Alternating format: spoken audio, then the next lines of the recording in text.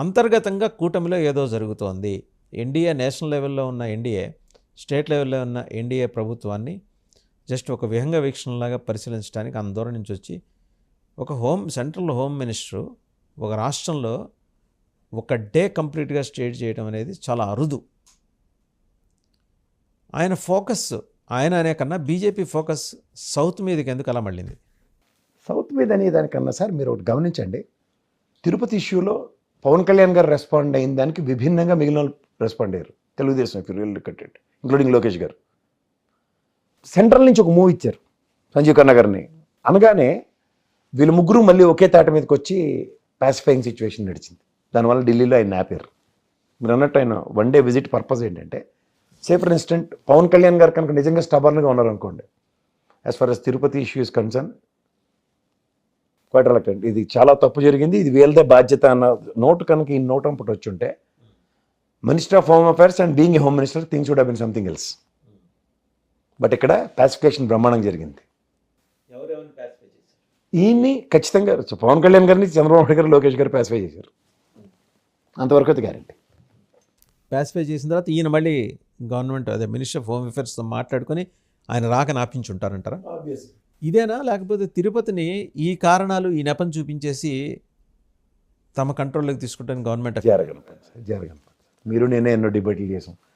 Supreme court డైరెక్షన్లోనే EOA అక్కడ నెత్తి మీద కూర్చోడానికి సీన్ లేదు, బయటికి వెళ్ళమని చెప్తారు. చాలా క్లియర్గా సుబ్రహ్మణ్య స్వామి గారు వేసిన కేసులో చాలా క్లియర్గా ఈవో అనే ఆయన కస్టోడియన్ మాత్రమే, అంతే. వాళ్ళు ఏదైనా గొడవ అయితే అడ్రస్ చేయడం. ఈ నెయ్యి అమ్మకాలు వీటిలో చెత్త చెదరాలు పెద్ద దాంట్లోనూ దూర్చి నేనున్నానని అలా సినిమాలో నాగార్జునలో తిరిగితే సుప్రీంకోర్టు ఒప్పుకోవట్లే. మన చేతకంతానం వల్ల ఈ ప్రభుత్వాల తరఫున వాళ్ళని ప్రతిష్ఠించుకొని నిత్య పూజలు అలాగే చేస్తున్నాం భగవంతుడికి బదులు. Their role is very limited. And ఒళ్ళు దగ్గర పెట్టుకుని ఉండవలసిన దగ్గర సెంట్రల్ గవర్నమెంట్ రిప్రజెంటేటివ్ అనుకోవాలి, ఎందుకంటే ఐఏఎస్లు ఐపీఎస్లు bureaucrats are from respective place కాబట్టి వాళ్ళకే సీన్ లేనప్పుడు ఏ కంట్రిబ్యూషన్స్ వస్తారు? విభజిత ఆంధ్రప్రదేశ్లో 27% కాపుల జనాభా అండి. నేను మాట్లాడేది ఇప్పుడు 2014 తర్వాత ఆంధ్రప్రదేశ్ లెక్క పెడుతున్నారు. అవి జాతీయ గణాంకాలు ఇప్పటికి లేవు. మనం ఇంకా 2011 లెక్కలే అండి నేను చెప్పేది. 27% అప్పుడైతే లేరు, నాకు తెలిసి 18-19 మధ్యలో ఉన్నారు. సరే పోనీ అప్పటి నుంచి ఇప్పటిదాకా వీళ్ళు వేసుకున్న లెక్కలు 27%, 27 to 30 ఉంటారేమో, పెరిగి ఉండొచ్చు, చెప్పలేము. ఇప్పుడు ఒకే సామాజిక వర్గం అలా గణనీయంగా పెరిగిపోదు కదా, మిగిలిన సామాజిక వర్గాలు కూడా ప్రపోర్షనట్గా పెరిగే ఉంటాయి కదా. అవన్నీ 100 లోపలే ఉండాలి కదా. ఎంత పర్సంటేజ్లు మీరు ఇచ్చినా అవన్నీ 100 లోపలే ఉండాలి కదా. వీళ్ళే 30% ఉంటే మిగిలిన 70%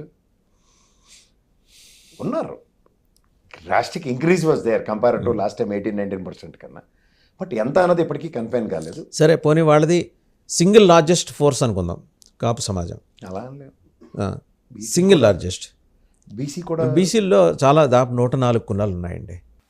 సార్ ఒకటి మీరు ఇవాళ లెక్క పెడుతూ అది చెప్తారు కానీ మనం జనరల్ కేటగరైజేషన్స్ ఎట్లా ఉంటాయి? SC ST BC upper caste.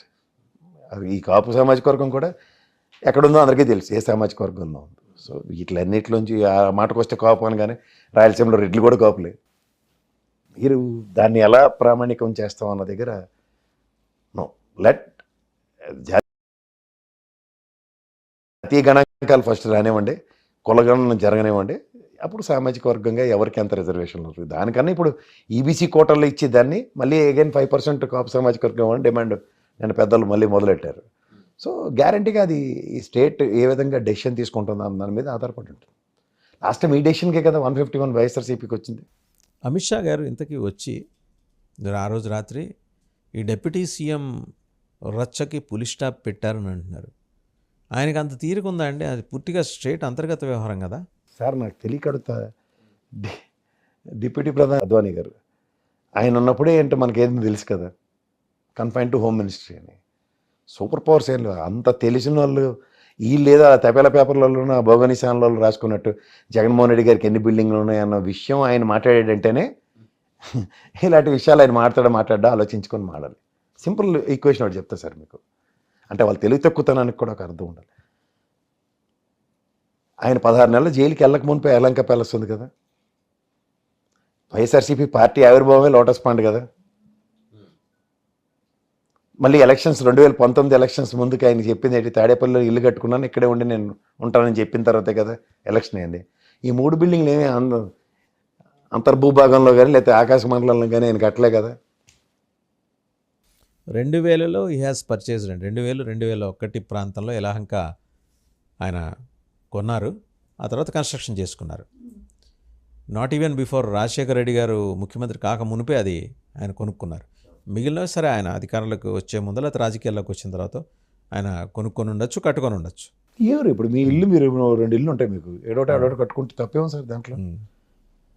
ఇవి ఏంటంటే these people are unnecessary making unnecessary issues. ఇప్పుడు ఋషికొండ ప్యాలెస్ గురించి మాట్లాడుతున్నారు.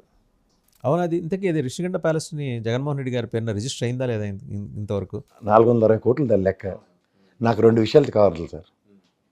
రాష్ట్రపతి భవన్ లేకపోతే వైజాగ్ సర్క్యూట్ హౌస్, లేదంటే ఇక్కడ రాష్ట్రపతి శీతాకాల విడిది, బొలారం నిలయం. మనం ఎప్పుడు వెళ్ళి చూడొచ్చు అండి అట్లని. స్పెసిఫిక్ టైమింగ్స్ ఉంటాయి కదా. అది కూడా ఏంటి, లోపల వాళ్ళుండే నివాసం యోగ్యమైన ప్రాంతాలు చూపించరు మనకి. ఒక సమావేశ మందిరం, గెస్ట్ వచ్చేది, ముందు గార్డెన్స్, ఇవే కదా చూపిస్తారు. ఇలా తీసుకెళ్ళి రాష్ట్రపతి గారు ఇక్కడే పడుకుంటారట, ఇటుపక్క అయితే సెక్యూరిటీ ఎవరిని పెట్టం మేము, అటుపక్క నుంచి అలా వచ్చి ఇటుపక్క నుంచి ఇలా వచ్చి అన్నీ చూపిస్తారు ఎవరికైనా. 3వ పాయింట్ ఇక్కడ మీరు కదా, ఎందుకంటే సమైక్యోద్యమం టైంలో మా అద్దంకి దయాకరు రాష్ట్రపతి భవన్ ముట్టడిస్తామని చెప్పి పరిగెట్టుకుని వెళ్తే మాకు కొంతమంది యూనివర్సిటీ మిత్రులు ఆపారు.